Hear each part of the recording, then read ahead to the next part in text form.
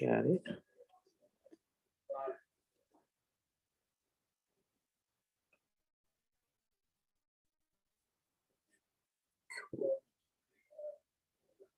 So right there. New pin chat. You can now pin a message to the top of this.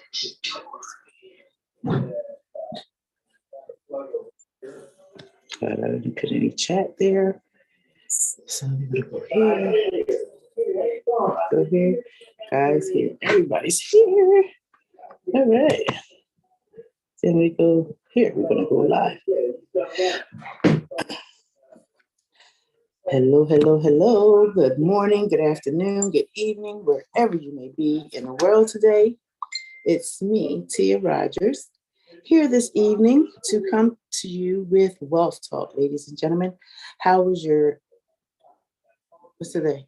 Wednesday, right? Winning Wednesday. Okay, cool. I hope that you had a wonderful day. I'm going to begin we're going to be talking about how you are the master of your fate and the captain of your soul. I'm going to read a little excerpt from, I don't know if you can see here. All right, it's hard to see it on, you can see it here in the group, but in order to see it here, I don't know how to get it. There it is. Wait a minute, there it is. Yay, there we go. Think and Grow Rich, right? So we're going to begin because it's 5:59, and there's things going on, as you know. I'm not in my regular spot, so we're just going to go with what I have prepared for you this evening. It says, you are the master of your fate, the captain of your soul, because when Henry wrote the prophetic lines, I am the master of my fate, I am the captain of my soul, he should have informed us that we are the masters of our fate, the captain of our souls, because we have the power to control our thoughts.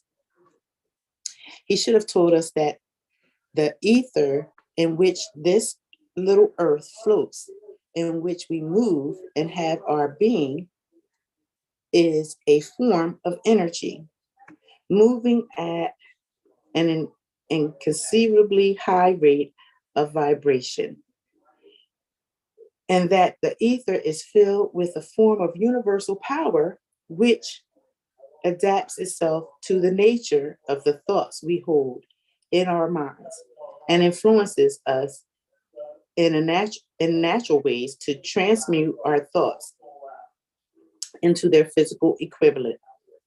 If the poet had told us of this great truth, we would know why it is that we are the masters of our fate, the captains of our souls. He should have told us with great emphasis that this power makes no attempts to discriminate between destructive thoughts and constructive thoughts, that it will urge us to translate into physical reality thoughts of poverty just as quickly as it will influence us to act upon thoughts of riches.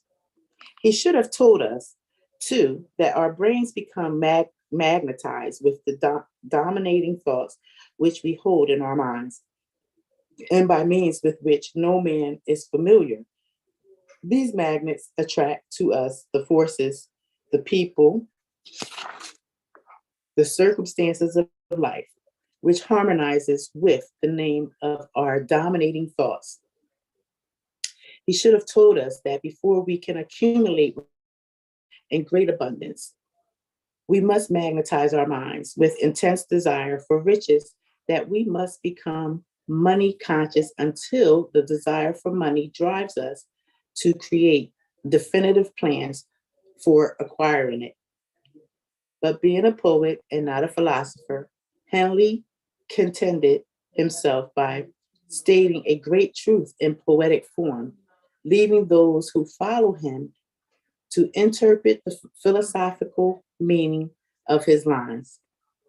Little by little, the truth has unfolded itself until it now appears certain that the principles described in this book hold the secret of mastery over our economic fate.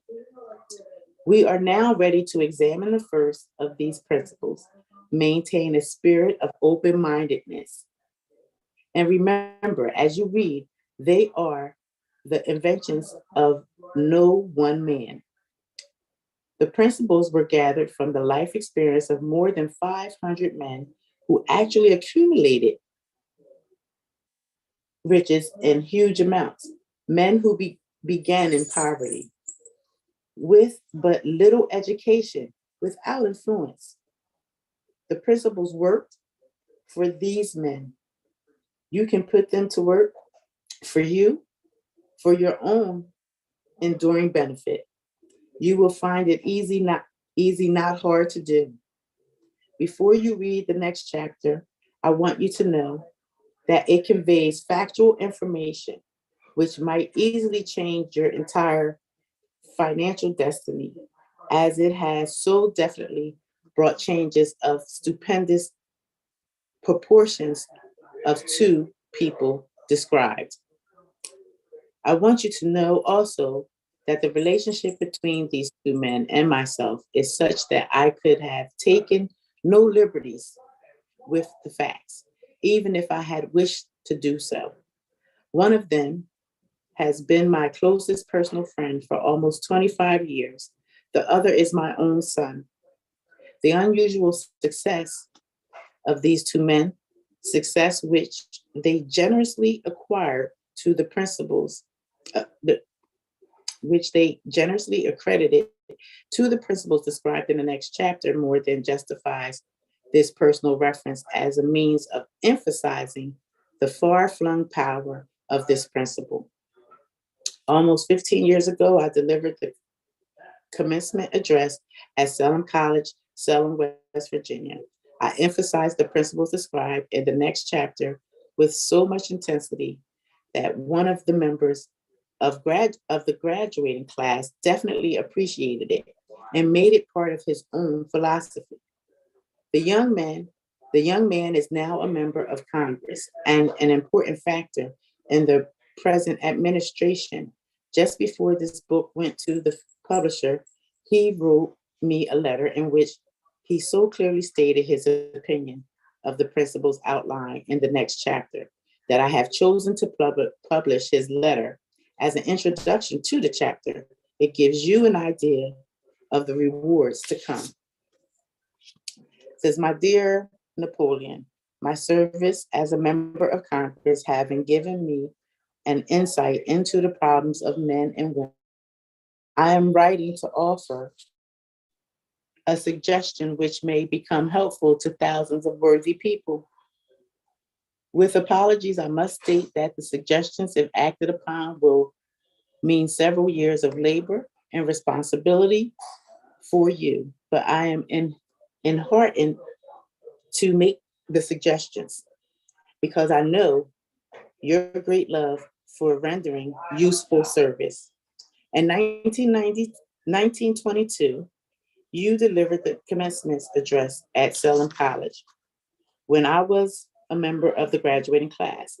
In that address, you planted in my mind an idea which has been responsible for the opportunity. I now have to serve the people of my state and will be responsible in a very large measure for whatever success I may have in the future. The suggestion I have in mind is that you put into a book the sum of substance of the address you delivered at Salem College. And in that way, give the people of America an opportunity to profit by your many years of experience in association with the men who, by their greatness, have made America the richest nation on earth. I recall, as though it were yesterday, the marvelous description you gave of the method of which Henry Ford, with, with but little schooling, without a dollar, with no influential friends, rose to great heights.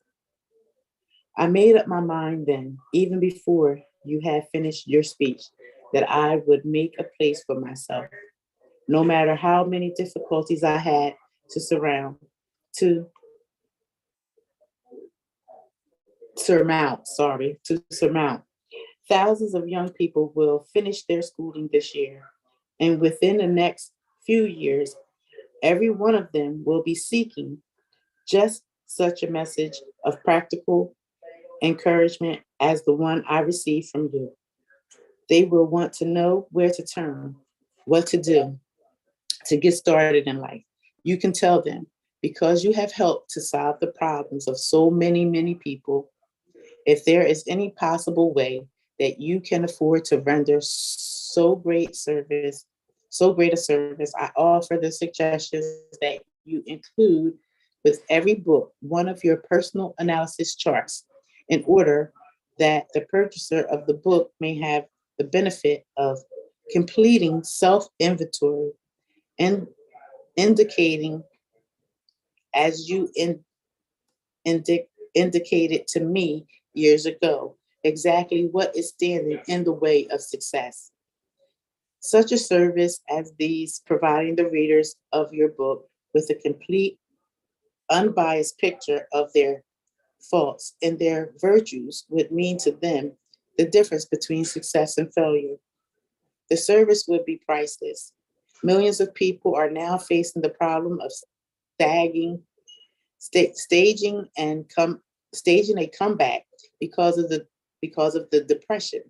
And I speak from personal experience when I say I know these earnest people would welcome the opportunity to tell you their problems and to receive their suggestions for the solution. You know the problems of those who face the necessities of beginning all over again. There are thousands of people in America today who would like to know how they can convert ideas into money. People who just start at scratch without finances and recoup their losses. If anyone can help them, you can. If you publish this book, I would like to own the first copy that comes from the press, personally autographed by you. With best wishes, believe me, cordially, cordially yours, Jennings Randolph. So he's telling us that we are the master of our ships. We are in charge of our souls, and our thoughts will create what we want in our lives. So if you are someone, okay, I have another book here. Um, there are, I switched back and forth from Think and Grow Rich, and now I'm in the 12 Universal Laws of Success. So if you guys want to pick that book, these books up, pick them up.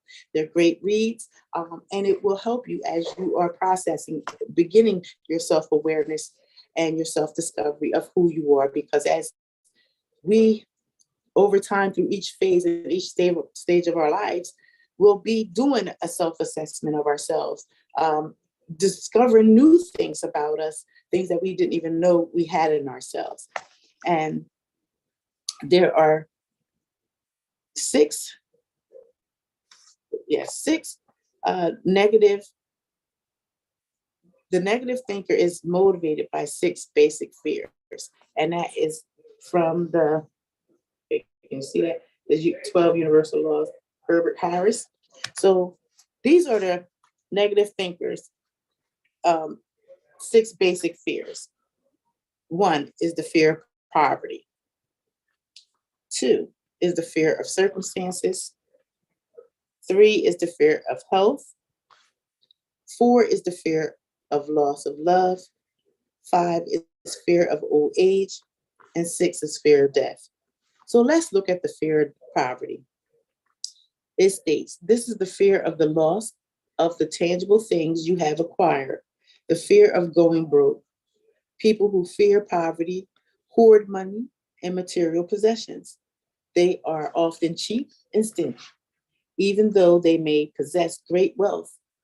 The fear of poverty will keep you broke in consciousness, regardless of what you may possess in your bank account. It destroys ambition, initiative, enthusiasm, persistence, and self discipline. The fear of poverty invites failure at every turn. Fear of criticism. It states the fear robs you of You're intuitive and destroys your power of imagination. Oh, intuitive and destroys your power of imagination. It is usually fatal to your own personal achievement. The fear of criticism can induce inferiority complexes and virtually paralyze you. It makes you timid, insecure, and slow to reach decisions or express opinions. The fear of criticism will make you an immature, immature instead of an inventor. And we want to become inventors, right? So we're going to go to the third one, which is fear of health, fear of ill health. And the fear of ill health stems from negative knowledge of negative feelings about illness. It causes you to become preoccupied with symptoms of sickness and disease.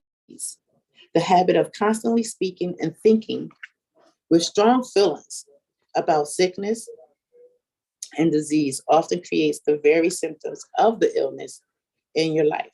Experience disappointments in business and love affairs cause the fear of ill health to grow and magnify. So number 4 is the fear of loss of love. The fear is probably the most powerful of all the basic fears. The fear of the loss of love causes you to become suspicious of everyone. You quickly find fault with friends and loved ones, often without cause. It encourages the idea that love can be brought. People who fear the loss of love often give gifts at the slightest provocation. Provocation. They also have a tendency to remind you of every good thing they have done or think they have done for you. Number 5, fear of old age. The fear of old age, to a large extent, stems from a negative portrayal we have as a society of the challenges of old age. This fear often manifests as a fear of being alone and unable to care for yourself. Sometimes the fear of poverty, sometimes sometimes the fear of poverty masquerades as a fear of old age. Here you believe that as you grow older, you are in greater danger of losing your worldly possessions. The fear of old age causes you to constantly talk about other people's age or how good or bad they look for their age. The fear of old age will have you constantly apologizing for your age. It will drive you to try to dress, act, and look like a younger person. People who fear old age often try to associate themselves with younger people. And number 6, this is a big one, fear of death. The fear of death comes from concentrating on dying instead of living. It often stems from idleness, lack of purpose, and lack of occupation. People who fear death are often the same ones who have wasted their lives in frivolous, unproductive endeavors. This fear also comes from a sense of unfulfillment in those who live their lives without direction. The fear of poverty sometimes manifests as the fear of death. Here, you feel that your death will inflict poverty or hardship upon your family and loved ones.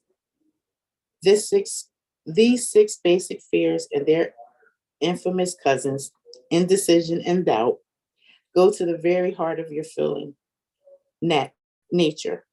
When these fears hold you hostage, every thought or vision that you have in your conscious mind is neutralized. The results that you experience will be in harmony with those fears as long as these fears control your feeling nature. Your attitude cannot be positive.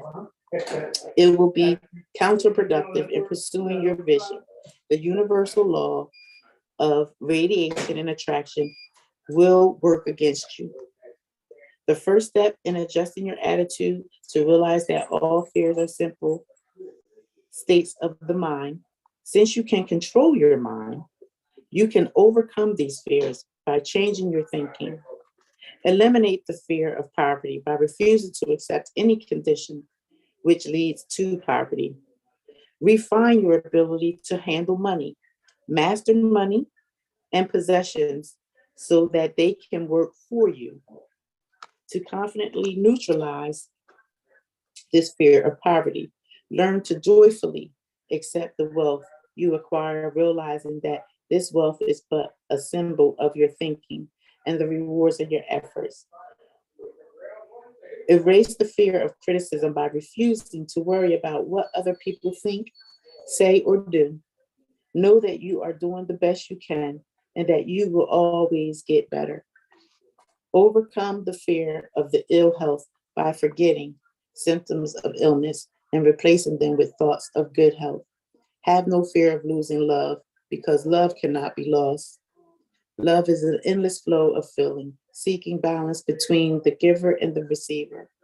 Realize that old age is a great blessing, which develops wisdom, understanding, and discipline. Release yourself from the fear of death by recognizing that death is just another transformation in the cycle of life, not an end. The other negative emotion which can adversely affect your attitude is worry. Worry is a negative state of mind which causes anxiety, distress, and uneasiness. It works slowly but persistently, destroying your initiative, self confidence, and reasoning faculty. Worry is a form of continuous fear caused by indecision or uncertainty with respect to the outcome of a particular situation, event, or circumstances. It is a very real negative force which consumes and destroys all who come under its influence. Worry affects the circulation, the heart, the glands, the whole nervous system. More people die from worry than from overwork. When your mind is filled with fear and worry, a negative vibration is transmitted. This, this vibration passes through your attitude to the minds of all who experience your presence. To eliminate worry, you must change your attitude towards its cause. And then it says, eliminating worry. The first and most important step toward eliminating worry is to kill the worry habit by making a blanket decision that nothing in life is worth the price of worry.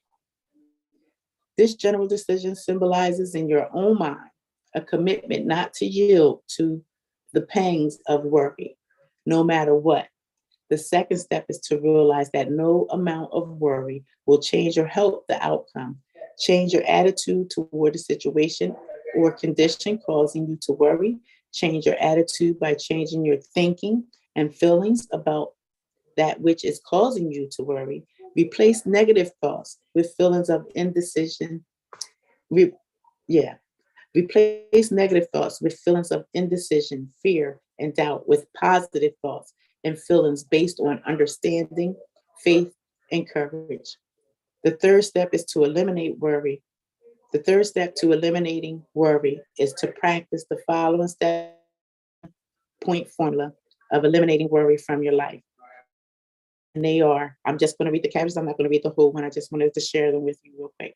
Realizing that most of the things you worry about will not happen.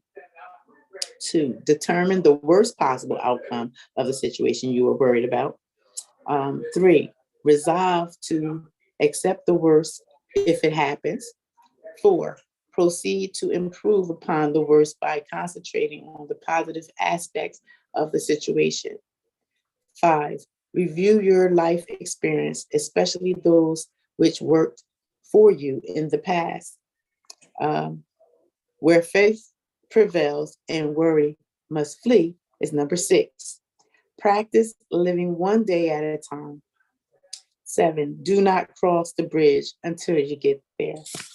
So those are some interesting tips that I wanted to share with you tonight. Because we talk about mindset all the time and how our mindset impacts, how our mindset manifests into our lives. So what are your thoughts creating for your life today? Do you see yourself worried about the things that we touched in this topic?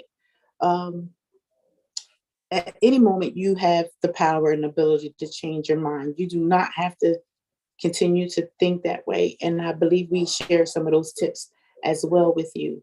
And unfortunately, tonight is going to be a little short because I'm multitasking a little bit here, and um, I just wanted to share that information with you. And if you missed it, you can go back and watch the replay. And I just want you to think about the words that I shared with you today, the information. How does that apply to your life? And how can you take that information and begin to start moving? If you're moving in a negative way, or if you're having negative thoughts, how can you begin to start the daily practice of beginning positive thoughts? That's going to move the pendulum in your life. That's going to make the difference. And as you are exploring yourself, discovering yourself, and constantly doing self-assessments, because we're always evolving. We never stay the same. The world doesn't stay the same. So why would we stay the same? And why would you allow your thoughts to keep you held hostage in a cage, thinking that you're going to be the same? You get one life, ladies and gentlemen, and you should go and live it to the fullest. Do your best. No one can fault you for doing your best. You do your best, and the universe will kind of meet you. Things kind of line up, and you'll, like I always say, you'll see God's hands in what it is that you're doing. If you have a pure heart, clear mind, and you are sincere in the efforts and intentional in the efforts that you take. So I want to thank you for your time this evening, and thank you for allowing me to come to you and be disruptive every evening at 6 o'clock. I know we usually go to 7, but I'm not built for that tonight. So we're going to end now. And I want to remind you that if you are looking to improve your finances, you want to learn more about becoming more financially stable, learning how to change your income into wealth. If you're looking to get your business in order, so to speak, we have Wealth Talk, business overview, service and business overview this evening, and I will post it like I do in the Gain Financial Literacy and Win in Life group. So I gave you enough information from Napoleon Hill and Mr. Herbert Harris for you to work on, because it takes time. And like I told you, oh, what is the red light flash? Okay, that's going that way. All right. Anytime you are improving yourself, becoming better, or you want to live out your dreams, it takes courage. And it's going to take some self-assessment of you, because fear and doubt, worry, all those things come up. It's a mirage. Don't let the mirage hold you back from living and fulfilling your life dreams. We want to live a fulfilled life, a fulfilled, vital life, one that is filled with experience, adventure, meeting new people, all of those things. And it's going to help us grow. So with that being said, have a wonderful, blessed evening, ladies and gentlemen. Wealth Talk the link will be put down into Gain Financial Literacy Win in Life group.